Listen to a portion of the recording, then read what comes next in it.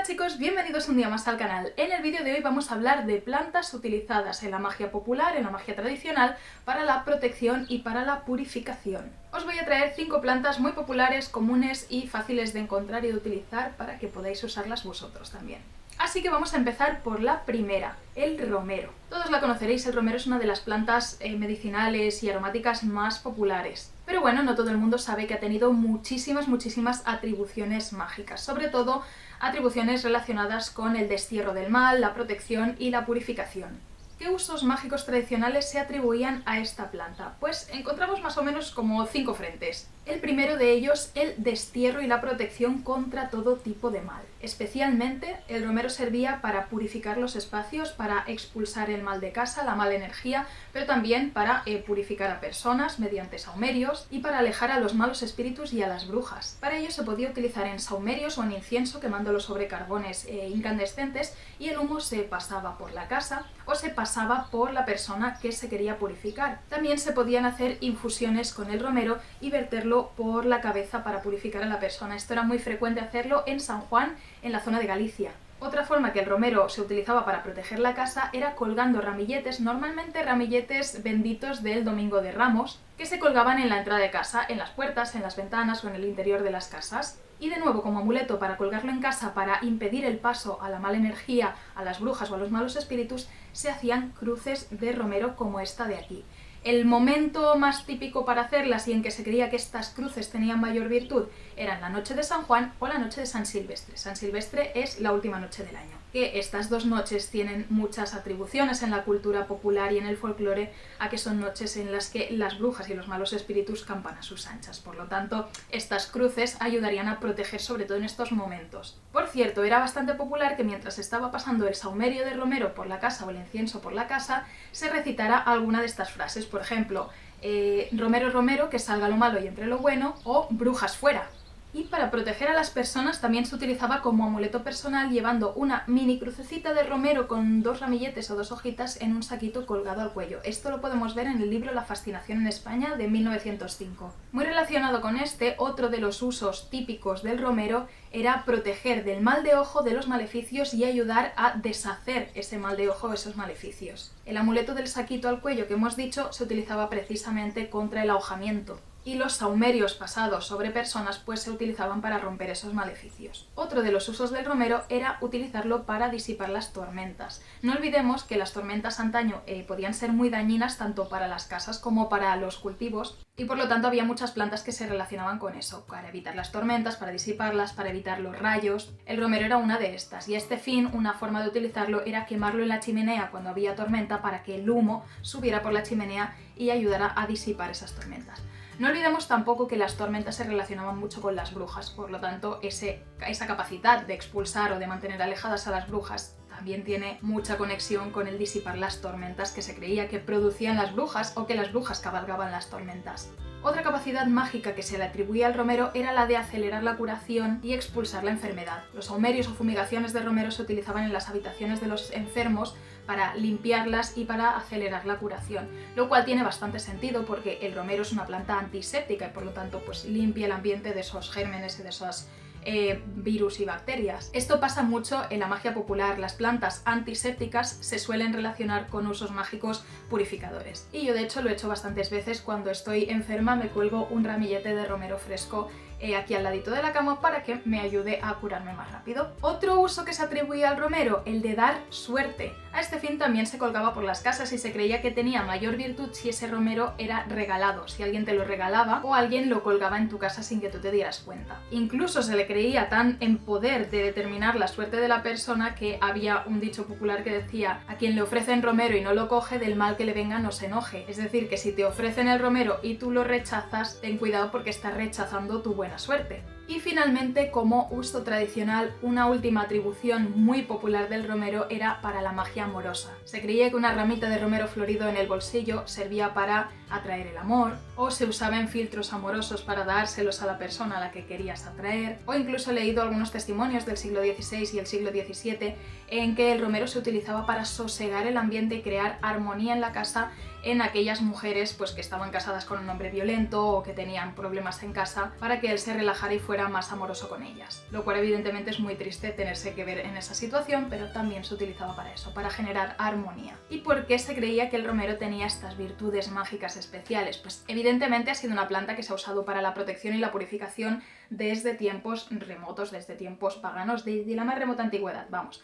Pero en nuestra cultura popular, en la que el catolicismo pues evidentemente permeó mucho, al romero se le atribuyó la leyenda de que fue bendito por la Virgen María, porque cuando ésta estaba lavando los pañales del niño Jesús en el río, la mata de romero se abrió así para recibirlos y que los tendiera encima de ella. Por lo tanto, la Virgen lo bendijo y de esa manera recibió sus poderes mágicos. Vamos a hablar de nuestra segunda planta de hoy, que es el laurel, otra planta que todos conoceréis, a todos os sonará, pero que tiene muchísimos usos mágicos que poco a poco se van perdiendo. Ya que el tema del vídeo de hoy son plantas para la purificación y la protección, pues ya veréis que la atribución principal del laurel era precisamente esta. Las atribuciones mágicas del laurel son antiquísimas. Para los romanos ya era una planta sagrada. Una planta que se relacionaba con el éxito y con el triunfo, ya que aquellos que venían triunfantes o aquellos ganadores se les coronaba con una corona de laurel. El laurel era una planta relacionada con el dios Apolo, por lo tanto una planta con atribuciones muy solares, y que incluso se dice que las sacerdotisas del templo de Delfos, que era un oráculo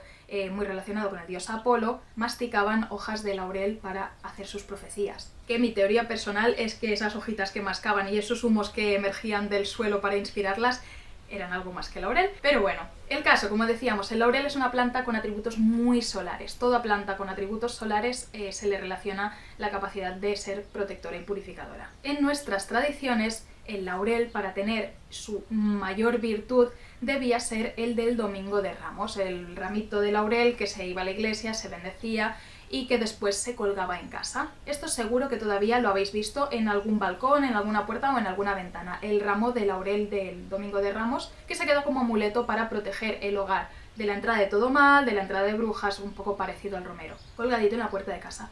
Otro formato muy frecuente de laurel colgado en la puerta de casa es con dos hojas así cruzadas, clavando en medio, formando una cruz. Y si os fijáis, muchas masías, muchas casas de campo antiguas tienen un laurel plantado junto a una de las fachadas, y esto era porque se plantaba ahí precisamente porque se creía que traía prosperidad, abundancia y sobre todo protección a esa casa. Las hojas del laurel del Domingo de Ramos se utilizaban también para cocinar, las típicas hojas que se echan a las lentejas o a los potajes. Pues bueno, de esta manera se incluía un poco esa capacidad de protección también en la comida con la que se alimentaba la familia. Y también se quemaban para disipar las tormentas, de una manera como parecida a la que ya hemos visto del romero. Se quemaban en la chimenea para que ese humo subiera por la chimenea y disipara las nubes. ¿Algún otro uso que se me ocurra? El laurel se utilizaba, una crucecita de laurel, también dos hojitas así cruzadas, atravesadas por una mecha, se ponía sobre aceite y se encendía como una lamparita en honor a los muertos en Todos los Santos. Y es que ha sido una planta que se ha usado mucho también en los ritos funerarios purificadores para los difuntos. Por ejemplo, usándose una infusión de romero para lavar el cuerpo, o utilizándose una ramita de romero mojada en agua para salpicarlo y así purificarlo. Así que ya sabéis, nunca está de más una ramita de laurel colgada como tengo yo esta ahí arriba. Vamos a hablar de nuestra siguiente planta para la protección y la purificación, y vamos a hablar de la ruda. Esta es, sin duda, yo creo que la planta que todavía se conserva más como una planta para romper maleficios en la cultura popular.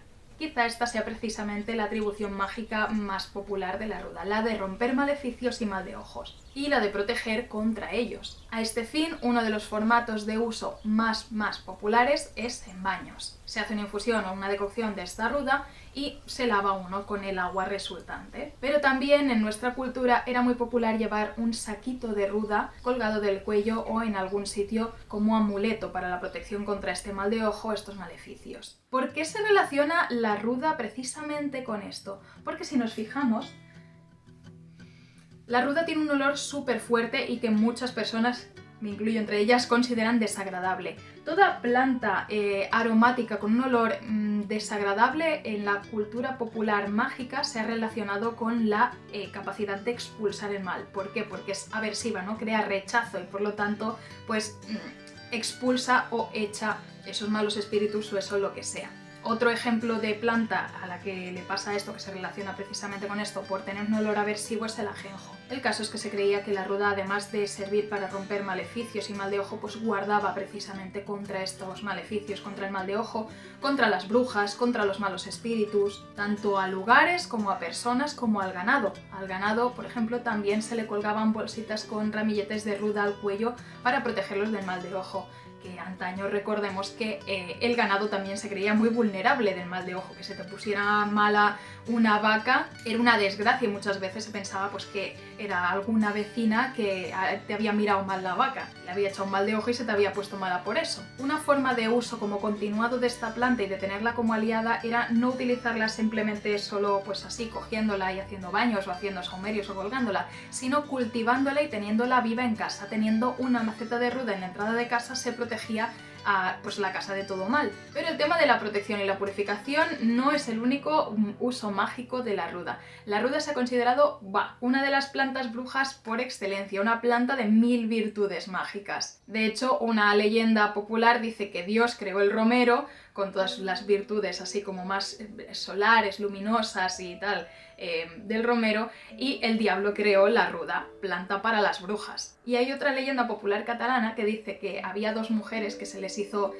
tarde mientras volvían a casa y se les hizo de noche, y pues mientras iban por un camino oyeron un ruido y se dieron cuenta de que había dos brujas discutiendo cerca de ellas. Entonces las mujeres se escondieron, pusieron la oreja y se dieron cuenta de que iban a hablar sobre las virtudes de la ruda. Que esas brujas iban a discutir para qué servía mágicamente la ruda. Entonces, al oír una de las dos mujeres escondidas que sacaban ese tema, hizo como un ¡ah! Las dos brujas lo oyeron y desaparecieron. Y la otra mujer le dijo muy enfadada: si hubieras callado, morruda, sabríamos todas las virtudes que tiene la ruda. En fin, es una historieta que me hace gracia, pero que expresa cómo el saber popular, el folclore, cree que es una planta que tiene usos mágicos para prácticamente todo. Se la relaciona con la buena suerte y con la prosperidad, precisamente pues al tenerla cultivada en casa. Hay muchos refranes que lo dicen: en la casa que hay ruda, Dios ayuda. Qui té ruda y salimor, se li acaba la sort. Quien tiene ruda y se le muere, se le acaba la suerte. Y si acaso, además del tema de la suerte, de la protección, de la purificación y tal, otra de las asociaciones más típicas de la ruda es la magia amorosa. De nuevo, la ruda se cree que servía para atraer a la persona que tú quisieras, se utilizaba en filtros amorosos, y un ejemplo típico de filtro amoroso utilizando la ruda era hacer chocolate con ruda, porque la ruda es amarga de narices y huele fatal, y entonces con el chocolate se queda como más camufladito ese olor, y además el chocolate pues tiene también atribuciones amorosas y eróticas. Se considera afrodisíaco. Así que ahí os dejo el tip. Y hablemos de nuestra planta siguiente, el saúco. Os enseño, por aquí tengo algunas florecitas secas. El saúco se relaciona principalmente con 3 usos mágicos: la protección, el romper maleficios y la buena salud, el expulsar específicamente la enfermedad. Es una de las plantas que más se ha utilizado para limpiar las habitaciones de los enfermos y para acelerar la curación cuando había algún enfermo en casa. A este fin pues se cogían las florecitas secas, estas de aquí, y se echaban sobre carbones y se pasaba esa fumigación por todo el espacio. También, para evitar que la enfermedad pasara a la casa, se colgaban ramilletes de flores de saúco en las puertas o en las ventanas, para evitar ese mal aire que antaño se creía que era el origen de la enfermedad. Como protector, el saúco se entendía sobre todo como árbol tutelar.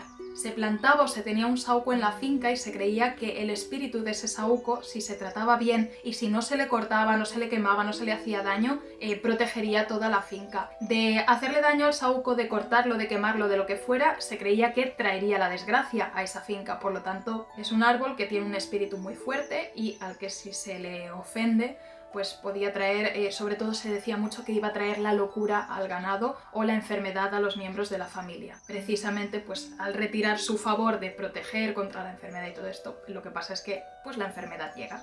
Otra atribución protectora del saúco, de tener un saúco en la finca, era el proteger contra las tormentas y contra el rayo. Ya hemos hablado de que esta era una preocupación bastante común en las zonas rurales. Y precisamente para evitar que el rayo o las tormentas hicieran daño a los cultivos, se cogía cogía una ramita de saúco y se clavaba en la tierra en mitad de los cultivos en fechas como en San Juan. De esa manera se creía que se los protegía. Y finalmente el saúco se relacionaba mucho también con el tema de la brujería y el quitar maleficios, utilizando sobre todo un bastón de saúco. En primer lugar, para las brujas o los brujos se decía que el bastón de saúco tenía propiedades mágicas que les ayudaban a hacer sus cosas, pero de manera popular también se creía que un bastón de saúco servía para quitar un maleficio a una persona si se pegaba a la ropa del maleficiado, o sea, la ropa de la persona maleficiada se la quitaban, se dejaba extendida sobre alguna superficie y con un bastón de saúco se le pegaba y de esa manera se expulsaba ese maleficio de la persona. Y también de esa manera se devolvía el mal a aquella persona que lo había mandado, porque realmente le estás atizando con ese bastón de saúco, como si estuvieras atizando a la persona que ha mandado ese mal. Y finalmente vamos a hablar sobre el ajenjo. El ajenjo es una planta de la familia de la Artemisa que se ha utilizado también mucho a nivel popular para la purificación y para la expulsión de la enfermedad.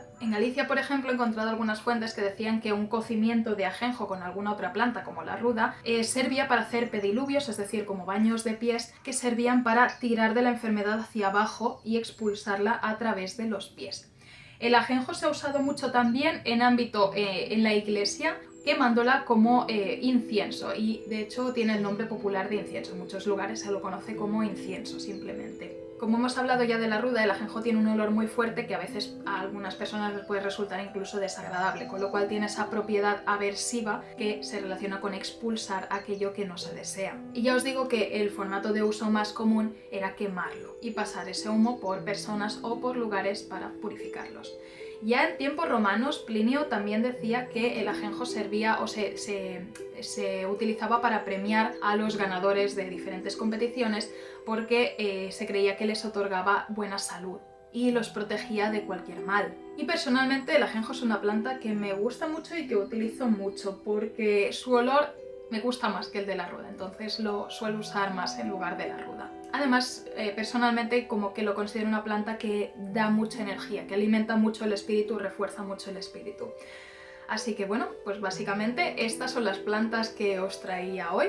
Espero que os sirva este conocimiento, que os haya gustado, y algo que era importante para mí era no solo como que repetir atribuciones que hoy en día podemos encontrar en libros esotéricos de estas plantas, sino ir un poco al folclore y al saber del pueblo y a las tradiciones locales para ver realmente qué se hacía con ellas. Recordad que si os gusta mi trabajo tengo un Patreon donde cuelgo podcasts, donde cuelgo artículos, donde cuelgo vídeos exclusivos aquí abajito, solo por 3 € al mes, y yo creo que hay un montón de contenido que os puede gustar. Y nada, básicamente pues eso es todo. Espero que os haya gustado mucho este vídeo y nos vemos pronto.